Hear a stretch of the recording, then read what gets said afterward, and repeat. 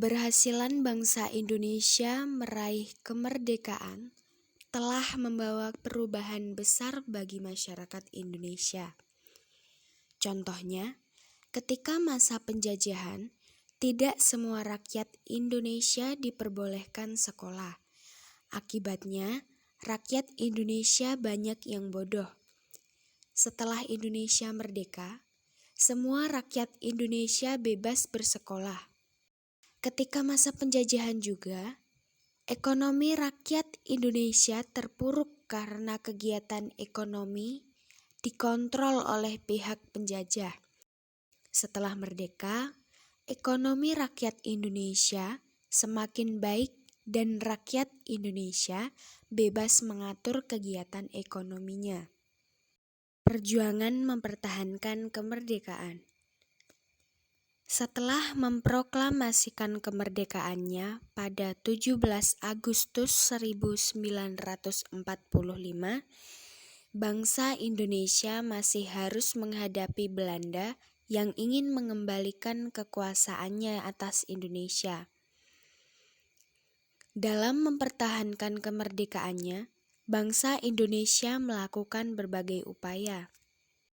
Upaya bangsa Indonesia dalam mempertahankan kemerdekaannya dilakukan dengan dua cara, yaitu cara diplomasi dan cara perjuangan fisik atau perjuangan bersenjata.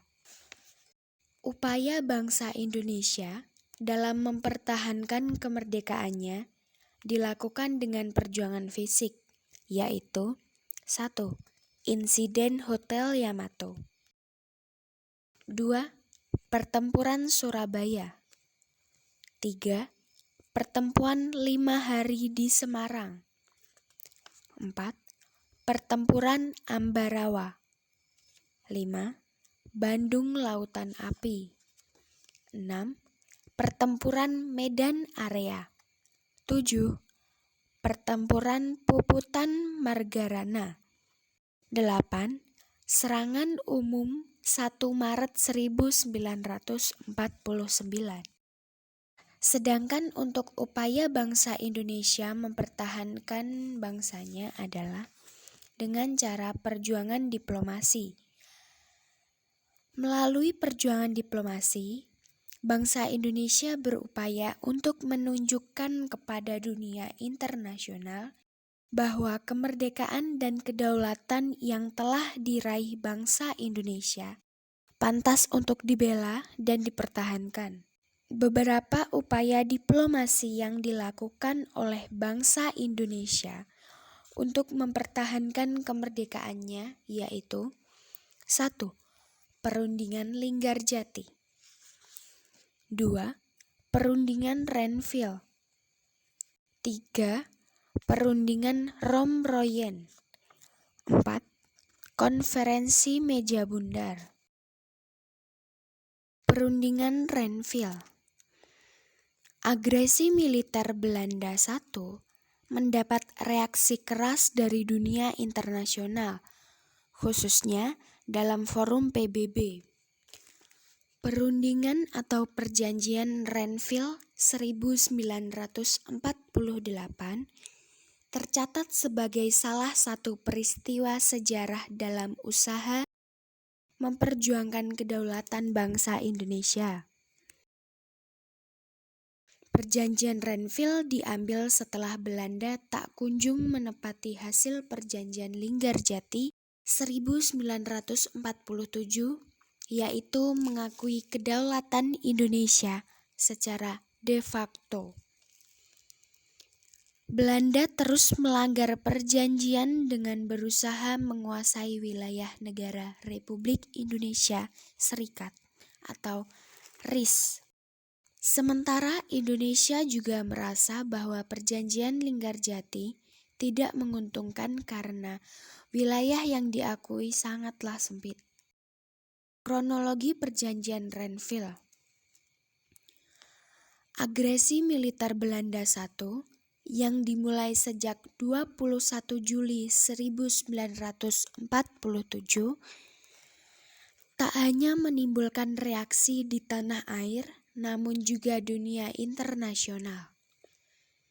Persatuan Bangsa atau PBB kemudian membentuk Komisi 3 Negara, yaitu KTN, yang terdiri atas Australia, Belgia, dan Amerika Serikat. Indonesia memilih Australia yang diwakili oleh Richard Kirby, sementara Belanda memilih Belgia yang diwakili oleh Paul van Zielen. Kemudian Australia dan Belgia bersepakat memilih Amerika Serikat yang diwakili oleh Frank Porter Graham. Dalam perundingan tersebut, Indonesia diwakili oleh Perdana Menteri Amir Syarifuddin dan pihak Belanda diwakili oleh Raden Abdul Qadir Widjojo Atmojo. Pada 8 Desember 1947 hingga 17 Januari 1948, Perjanjian Renville disepakati di atas kapal perang Amerika Serikat, USS Renville, sebagai tempat netral. Kapal perang Amerika Serikat atau USS Renville saat itu berlabuh di Pelabuhan Tanjung Priuk, Jakarta. Isi Perjanjian Renville yang ditandatangani pada 17 Januari 1948 yaitu 1. Pembentukan Republik Indonesia Serikat atau RIS dengan segera. 2. Republik Indonesia merupakan negara bagian dalam RIS. 3. Belanda tetap menguasai seluruh Indonesia sebelum RIS terbentuk. 4. Wilayah Indonesia yang diakui Belanda hanya Jawa Tengah, Yogyakarta, dan Sumatera. 5. Wilayah kekuasaan Indonesia dengan Belanda dipisahkan oleh garis demarkasi yang disebut garis Van Mook. 6. Tentara Indonesia ditarik mundur dari daerah-daerah kekuasaan Belanda atau Jawa Barat dan Jawa Timur. 7. Akan dibentuk Uni Indonesia Belanda dengan kepalanya Raja Belanda. 8. Akan diadakan plebisit atau semacam referendum atau pemungutan suara untuk menentukan nasib wilayah dalam RIS. 9. Akan diadakan pemilihan umum untuk membentuk Dewan Konstituante RIS. Dampak dari Perjanjian Renville adalah: akibat Perjanjian Renville, luas wilayah Indonesia menjadi semakin sempit dan merugikan. Para tentara di Jawa Barat harus berpindah ke Jawa Tengah yang dikenal dengan peristiwa Long March Siliwangi. Bahkan ibu kota negara juga harus berpindah dari Jakarta karena tidak lagi menjadi wilayah kekuasaan Indonesia. Hal ini memunculkan rasa kecewa dan membuat munculnya perlawanan di berbagai daerah.